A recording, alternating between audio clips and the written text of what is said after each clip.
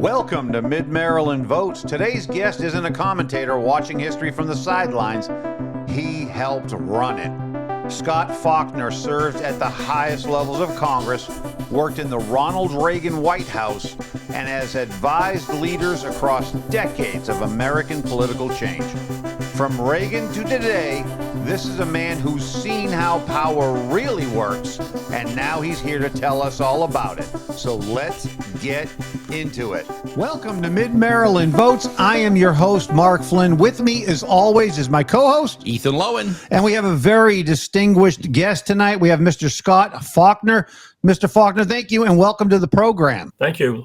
Pleasure. Sir, besides being an accomplished author, you also worked in the Reagan administration as the chief of personnel. Could you tell us a little bit about your background? Sure. I was worked initially on Capitol Hill after graduate school for actually John Ashbrook, who was one of the most conservative members of the House of Representatives at the time. He was both the president of the National Rifle Association as well as the American Conservative Union.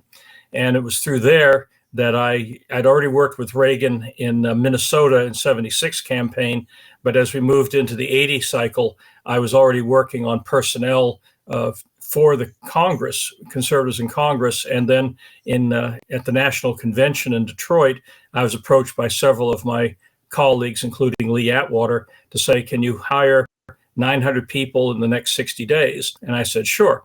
And so I went in as the youngest director of personnel in American history for a national campaign and hired those 900 people. Our inside tracking polls showed Reagan was going to win.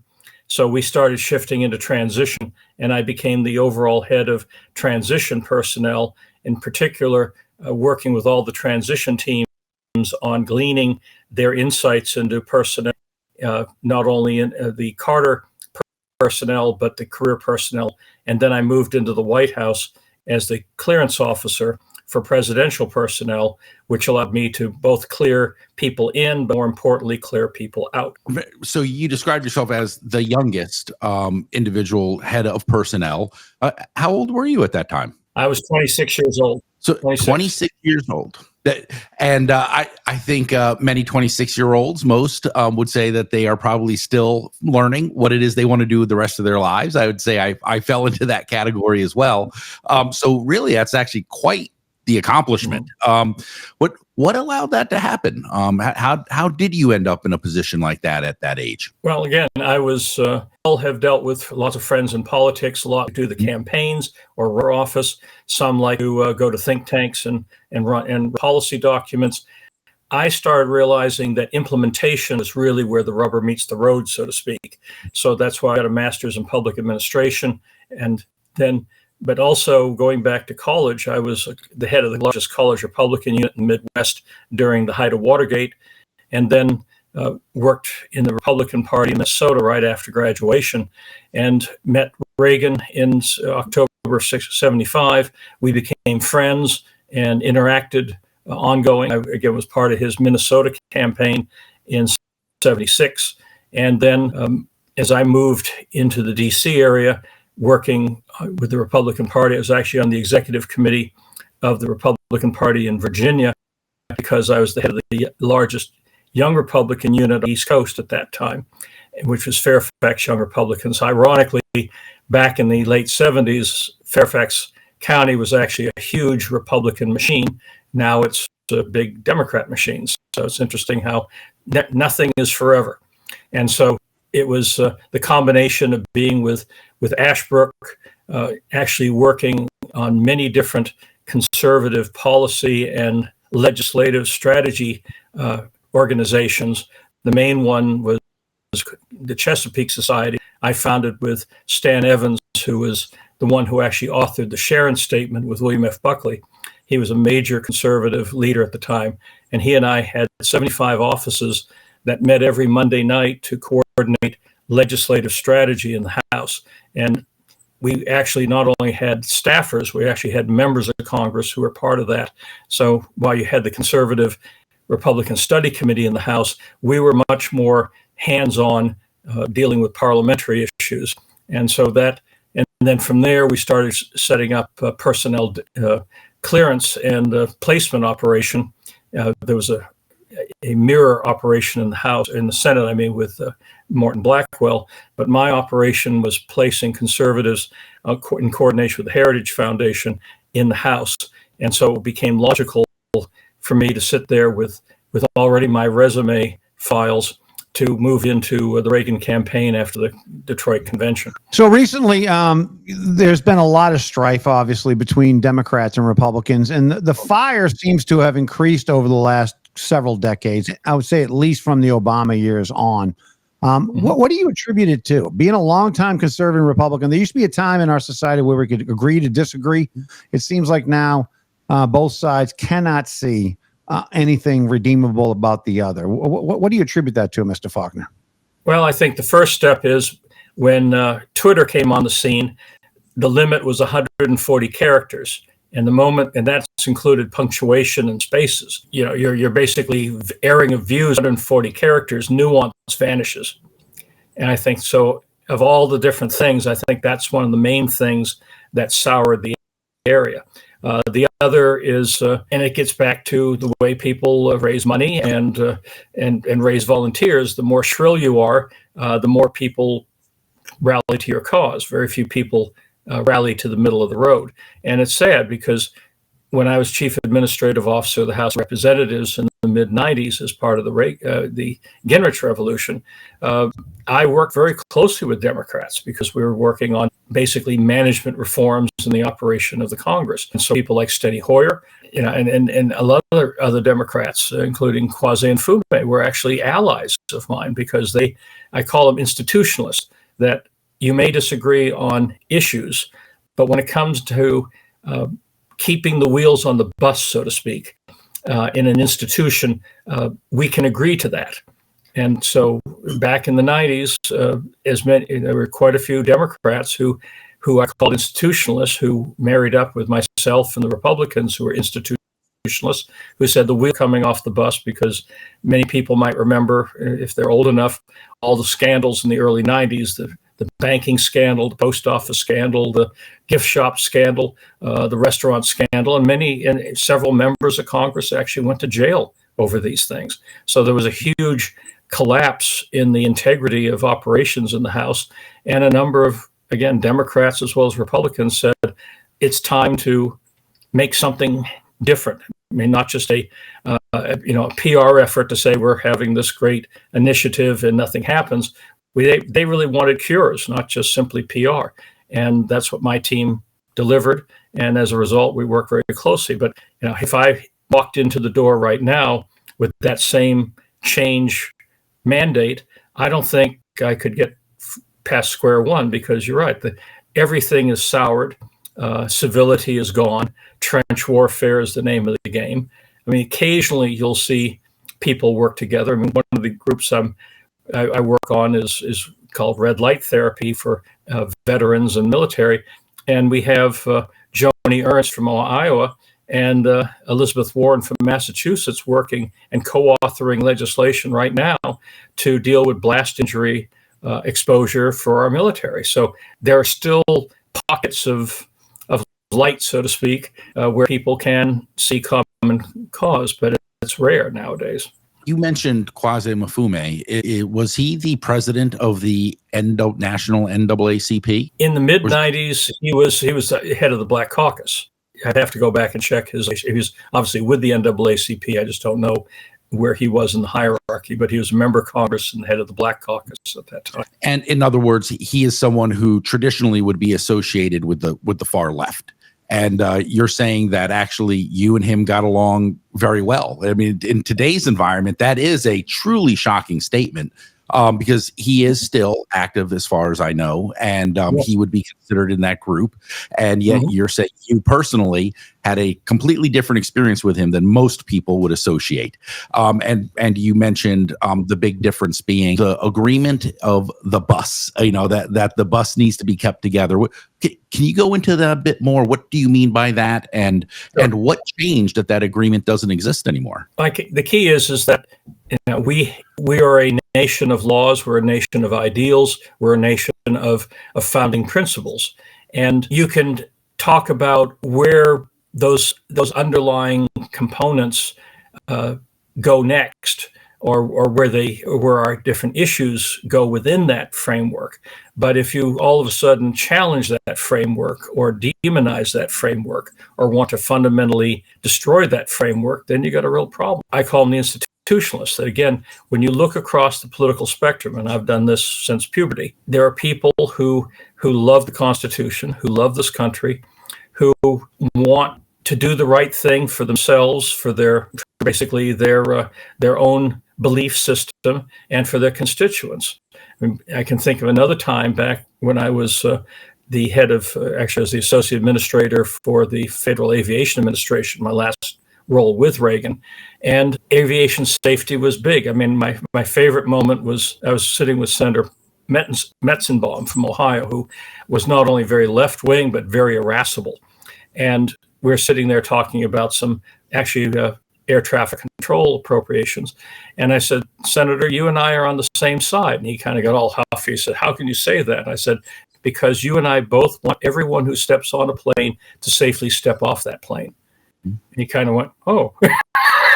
So thinking in those kind of fundamentals, whether it's issues like that, say aviation safety, or again, the bus that runs this country, and we celebrate 250 years next year, that there are founding principles that are sacrosanct. I mean, for a couple of years, I was a business partner and associate of Richard Dreyfuss, and we founded a civic foundation together, dealing with civic training for young people. And again, he was probably one of the biggest liberals in Hollywood.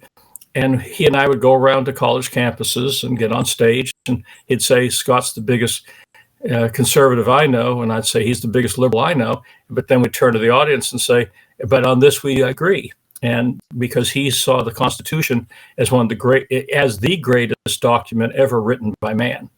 And he loved the Constitution and the founding principles that backed up the Constitution, and the Federalist Papers and all the other things that went into fleshing out, in essence, our constitutional bus, and how do we keep the wheels on that bus by teaching the next generation to revere this, to revere those principles. Again, we can all disagree on where you drive that bus, but no one should disagree on that there is a bus that should be maintained, and those wheels on that bus should be turning. Wonderful experiences like that, where there are real people who want to do real things in real ways and are not throwing spitballs at each other on cable news. You know, you mentioned Richard Dreyfuss, and I saw an interview with him. And as you said, he's a big constitutionalist.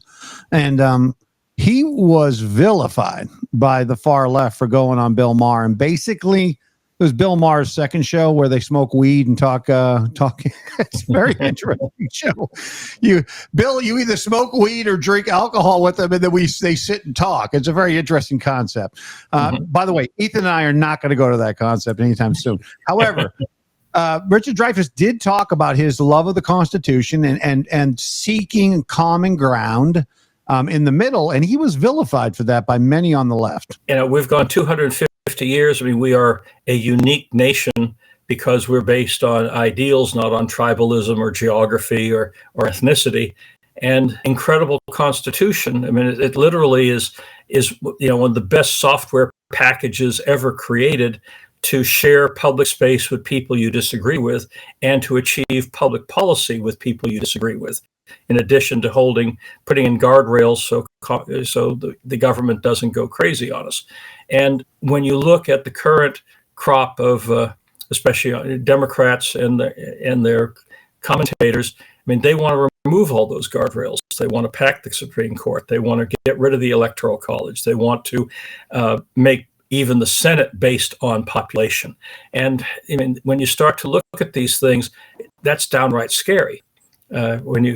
Back, I'm a history buff, and so going back to the Roosevelt administration, there was a guy named Rexford Tugwell, who was part of the brain trust for FDR, and he actually wrote the Tugwell Constitution, which is part of, when we look at all the left talking about all the things today, it all comes from that Tugwell Constitution, which is, these are people who actually met with Lenin before Roosevelt took office, and they wanted to create a unitary national communist state. And that's what the Tugwell Constitution does. And everything the left is talking about today are elements of that Tugwell Constitution going back to 1938. So none of this stuff is new. It's just being repurposed and unfortunately now getting traction. And the problem is socialism and communism hasn't worked anywhere, not successfully for anybody. Anytime you give the power to the state over the people, it is the absolute reverse of the Constitution of the United States. Exactly. Well, one of the great powers of America, and there's only a few other places really in the world that do it, Switzerland and Germany being two, is the whole issue of federalism and the local government holding sway. And the beauty of local government is one, you can experiment. So if you do something in Milwaukee or Minneapolis or Richmond, Virginia, and it fails, well, that's just happening there, as opposed to trying to roll out something nationwide that is a crash and burn nationwide. So experimentation is useful, both practices as well as lessons learned. But the other piece is that's another guardrail, because you can be swept up in the moment, like we're seeing in New York City right now, and it's not going to, it's not affecting the entire country. We're going to see what happens over the next 4 years of Mondavi, and and we'll see what plays out. But the key is that the power of federalism is that we're not having to worry every day like you do in France and other countries of what's happening in the capital.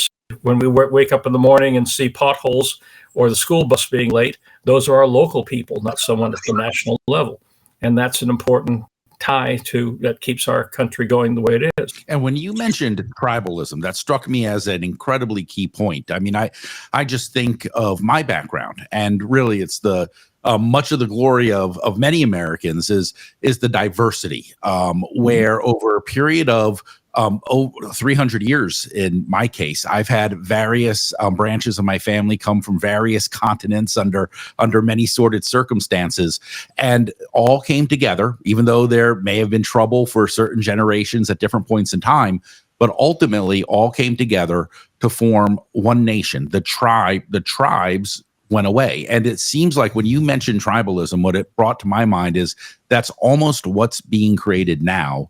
Is we are creating tribes out of what used to be and still is overwhelmingly the American melting pot, and it's just kind of being separated into tribe. When did you start to notice that? Was it there when you got there from the very beginning, or is it something that popped up at a certain point in time? I think Mondale was the first one when he ran for president in '84 to try to create different factions and come up with these.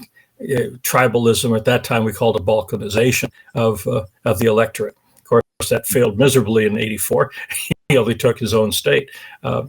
But over the years, especially the media and academia have swung so far over that way. You're right. We're all from different backgrounds. I'm mostly Scottish, so every time I hear bagpipes, I still get choked up. But the key is that that's just part of the lineage that you can embrace and be proud of. But America is the first part of your existence, your first part of your identity. And again, the power of this country is that if you buy into the core ideals and the core founding principles, it will welcome you into this country, and the sky's the limit on how far you can rise in business or in civic culture or in politics. And it's no other country on earth really has that capability. And that's something that, again, when Reagan talked about shining city on the hill, that's the inspiration for the 230 plus countries in the world to say, can you rise to our level of idealism and our level of opportunity? Few do. But I think there's a lot of people, of course, it helped. A lot of us worked on bringing down the Soviet Empire and freeing up Eastern Europe. And when you look at whether it's Václav Havel or Valenza, these were all people who were inspired by the American ideal of saying that our countries should not be suppressed by a foreign power, in this case the Soviet Union, and that our countries, once we are free again, should have the same kind of pluralism, the same kind of open opportunity and free expression that America has perfected over the years. Every single country around the world wishes they had the opportunity, the software of the Constitution for themselves. I mean, everybody wants it. It amazes me that more and more, though, the doors that we opened and the immigrants that came in and some of the young people in our society now are seeing a dismantling of the Constitution as being one of their goals. Our memories are short, I guess. I guess they didn't realize that communism and socialism is the enemy and has been to freedom for a long period of time. Where do you see all this going, Mr. Faulkner? Where do you see it ending? What's the end game here? There are some days I'm optimistic, other days I'm pessimistic. I mean, the latest poll that just came out this morning said 51% of those under 28, want a Democrat socialist to be president in 2028. I mean, that's pretty scary that we now have that tipping point. And whether that's a combination of not teaching history or civics or economics to the young people, or some combination of basically indoctrination of a very different paradigm, it's starting to bear out. And that's pretty scary. That we're still close to being game over if some of this stuff, if the wheels come off that bus. And, again, we want those institutionalists to be embraced, and their voices being drowned out. You mentioned a very key point, sir. You mentioned the fact that indoctrination, many of our young people, and I'm sure the majority of those 51% you talked about, were indoctrinated through our college system, our university system. And, the truth is that nationally it's happening, but even globally, that's how Lenin and Mao and all the other communist leaders, revolutionized their countries with communism, was through the students, through the schools, and through the colleges. How do we reverse this? How do we stop this indoctrination of our kids? Parents asserting a lot more of their influence on what public education there is. I mean, when you look at it, there's over 13 school boards in America. Each one of those school boards have usually 5 to 8 members. That's a lot of battleground and election of young kids in Virginia, and they thought that was a parent thing. Well, it wasn't. I mean, what happened with the Democrat running against him had basically angered a lot of key Democrats, especially African-American Democrats in Richmond. So Richmond underperformed, the African-American underperformed, and that's why Youngkin won, because News and others tried to make it about the parents in Loudoun County. Well, the school board in Loudoun County was completely reelected that same year. So it wasn't about, the parent right movement made for good copy, but it wasn't real, because the school board in Fairfax was reelected, the school board in Loudoun County was reelected. And to give you an example of just how crazy it is, West Virginia is probably the most Republican state in the country, and Jefferson County, where I live in Harpers Ferry, is the most Republican county in West Virginia. And yet, for 3 cycles, we have failed to change the school board in this county, to the point where 2 years ago, September is usually Hispanic Heritage Month, and they always pick somebody to kind of be the main person. They picked Che Guevara. Oh, my Lord. Our school board in the most Republican county in the most Republican state picked Che Guevara. Now, this is really appalling on many fronts, but the other one is, at the time, our congressman, Mooney, his mom, Lala Mooney, was imprisoned by Castro, wrote a best-selling book on her memoir on her family's experience in the Castro Revolution and fleeing to America.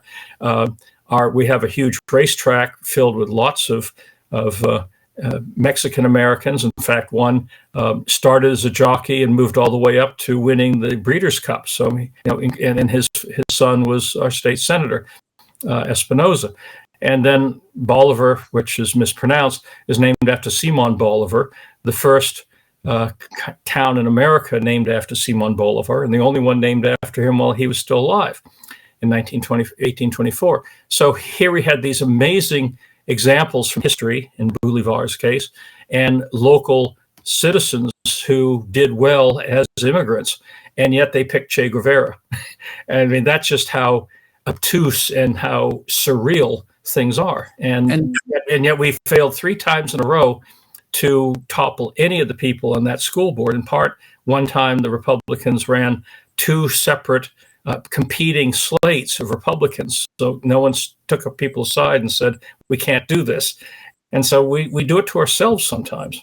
Some of the local leaders have been caused incredible suffering from the socialism in their countries that they came to America to escape. I believe that if you look just over the last 80, 100 years, the majority of immigrants to America have been fleeing socialism or the effects of socialism in their country. Mm-hmm. And so that has essentially been, that knowledge has been lost to a large extent, which is the only way that the children and the grandchildren of these individuals who literally fled for their lives and for their children's and grandchildren's future would now support the very thing that caused their family the greatest suffering in their family's history. So it's, the irony is as large as I think it can get. Now, one of the things that you had mentioned is you talked about the Tugwell Constitution, and that essentially, if I was understanding what you're saying, is that it was a purposeful attempt to bring socialism to America. Like, that's how far back this effort goes. Is that essentially what your assertion is? Is that there has been, and it started with the FDR administration, an effort to institute socialism in America? Well, yeah, I mean, actually, it's over 100 years, because you had Wilson, of course, who did a lot of horrible things. I mean, from the income tax to, among other things, and also the Federal Reserve. All that happened under Wilson. As you start to look at the brain trust around FDR, who literally back in the late 20s went over to Russia and met with Lenin. And one of them actually, I've written a number of articles on this, one of them actually said, why should Russia have all the fun? And he literally was talking about, how do we bring this same kind of socialist communist revolution to America? And they were the brain trust around Roosevelt. And if you look at everything Roosevelt did, everything moved in that direction.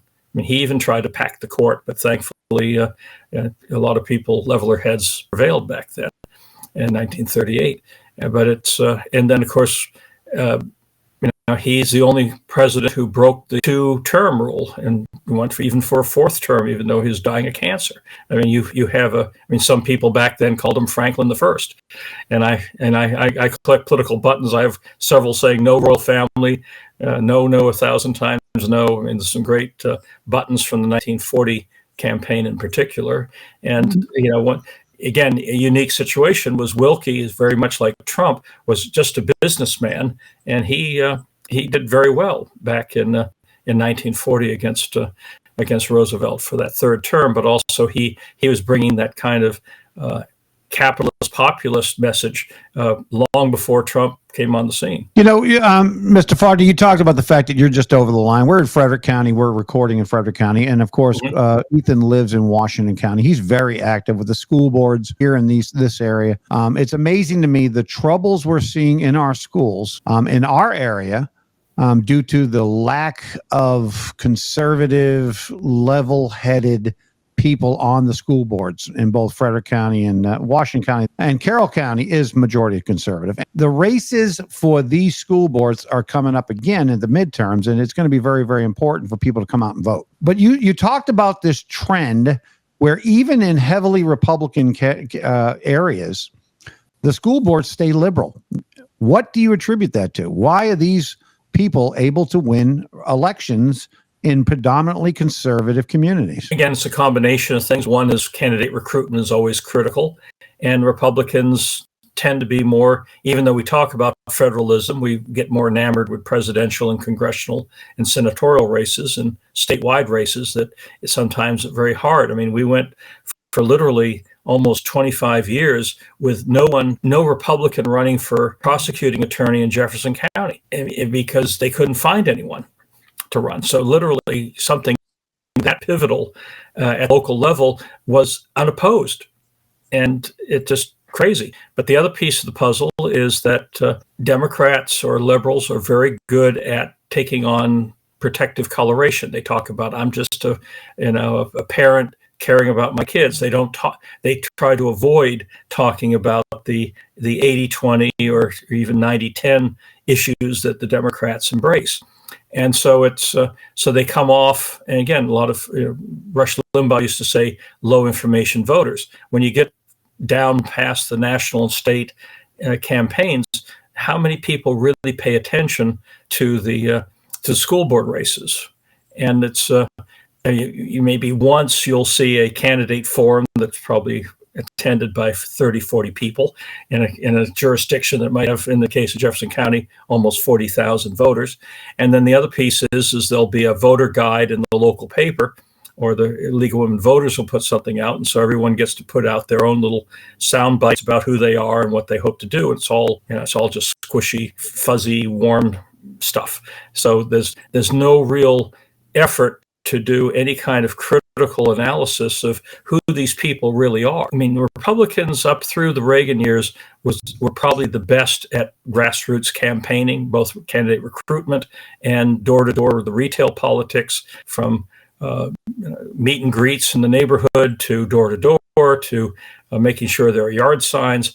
For some reason, that fell apart on the Republican side, and and it harms us. I mean, again, I like to say that most political defeats are suicides, not homicides. That we do it to ourselves. I mean, when I was a college Republican, young Republican, we held campaign schools to teach young people how to go door to door, how to make phone calls, how important yard signs are, how important meet and greets are, how important making sure the candidates are relatable at the local level. I mean, Jefferson County, again, the most Republican county in the state, we have no college Republican unit at Shepherd or WVU Eastern Campus. We have no young Republican unit. We had one last time was like 2008. Effort was made. So here we have, and there's no teenage Republican units at the high school level. So, and there's no what used to be called Young Americans for Freedom, now called Young America's Foundation. Now we have the Charlie Kirk groups. As far as I know, there's none of those in this county. I mean, I'm now 72, and when I go to a lot of Republican things, I'm still the youngest one in the room, and that's pretty scary. That the whole issue of you've got to have succession planning 101.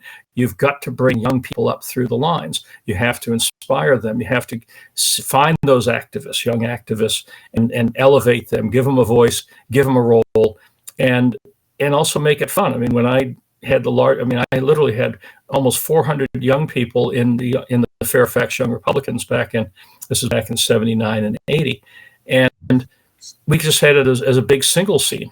Young professionals from that commute into DC wanted to meet people, and we had lots and lots of fun things. We also had the campaign schools, we had the campaign forums, we had issue nights, but a lot of it was for some 20-something, 30-something to just go on a pub crawl or have a pool party and just have fun together. I mean, the beauty is with Gutfeld and others, we show that we have a sense of humor. We need to bring that into the social world. We need to bring that into the local world so that people are feeling that they look forward to the next event, and young people look forward to the next event. And if that's not happening, we're aging our activists out, which is a real problem. In Maryland, this last school board election went very, very well for the parents and the teachers. And essentially what I mean by that is you have a couple of voting blocks. You have the teachers union, who controls kind of that, the Democratic Party's votes, et cetera. And then you have the families, individuals, and teachers who mostly at this point in time seem like they're voting against their own union in many cases. And the teachers union, who historically has had about 70-80% of school board members as their endorsed candidates, less than 50% of their endorsed candidates won in this last election. There is a county commissioner in Frederick County.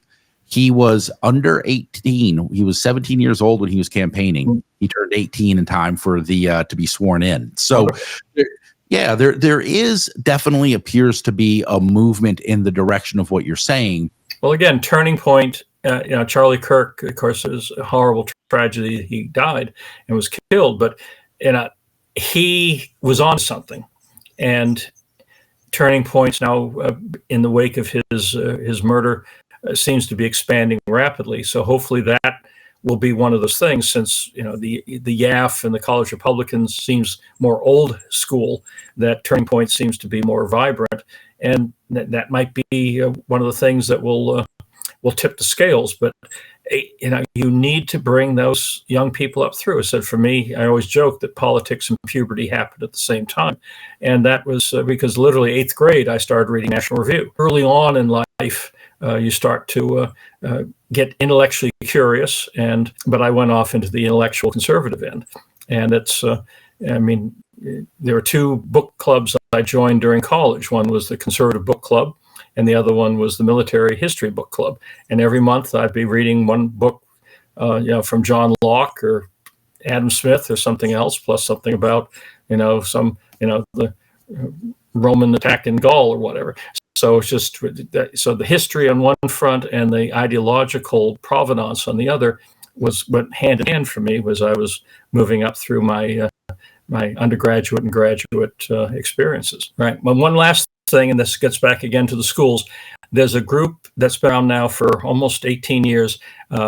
Some people may remember Northern Exposure. The woman who was the main star in that has founded a civics organization to basically teach. And Janine Turner is providing high school level material on the founding principles, founding documents, and so Constituting America (ORG), both for parents, for teachers, and for homeschoolers and all the rest, that it provides a wealth of research. I actually one of the columnists and essayists for it, and I recommend it for everyone who is worried about keeping the wheels on the bus, is to go to Constituting America and draw upon their amazing reservoir of resources to help young people understand who we are.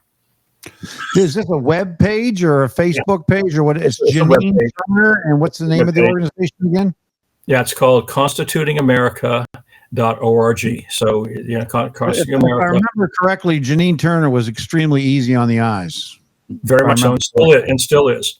She is a good friend, and but her vision, and Kathy Gillespie, who's the wife of Ed Gillespie, who ran a couple times in Virginia. I met him back when we were all with Gingrich, but she's the other one who works with her. But I think one of the main things about it is not just providing passive information. They do contests for poems and videos and even rap songs and other things to get people to process that knowledge in their own way, which is a very powerful approach. And so that they make it theirs and understand it from their perspective. And that's a powerful, powerful approach to getting people embedded, their minds embedded in who we are, but and Dreyfus said, why we are.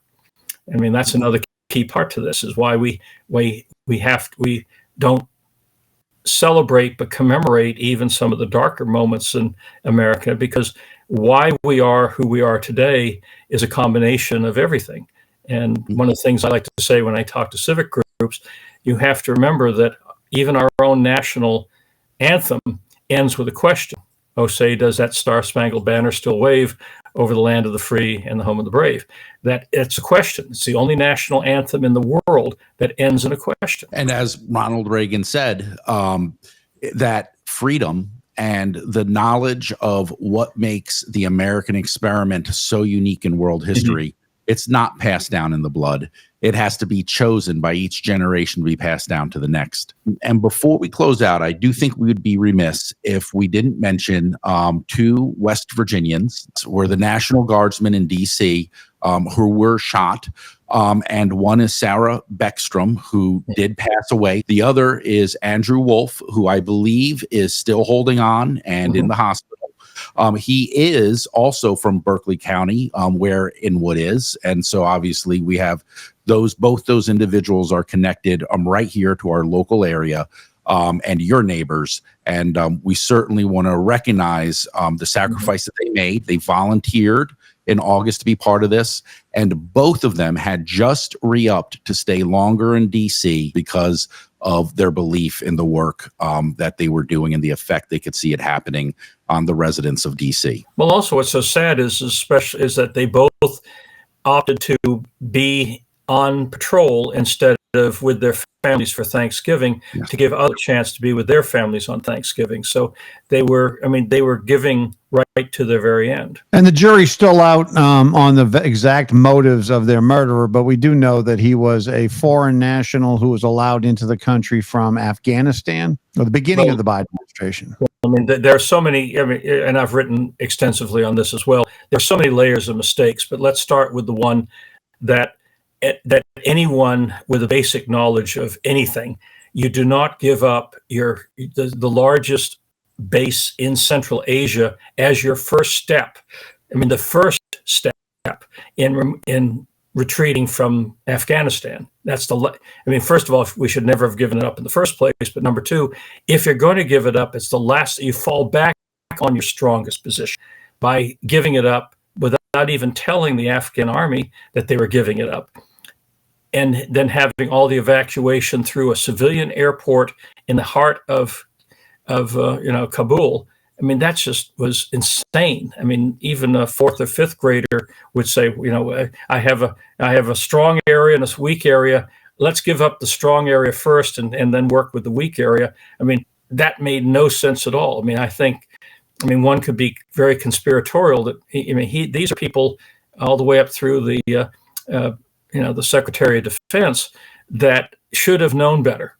And yet they did this fundamentally bad thing that caused not only undue harm, 13 Marines killed at that at the civilian port there in Kabul, but the other part was this flood of immigrants coming to this country. I mean, I had several friends who were in Afghanistan, and I had to help them get out through India, and they didn't get on those planes. Other people who they didn't even know who they were piled on those planes, while others who we did know who they were ended up having to get them across through Pakistan and into India and other things from other means. So it was a foobar of epic proportions.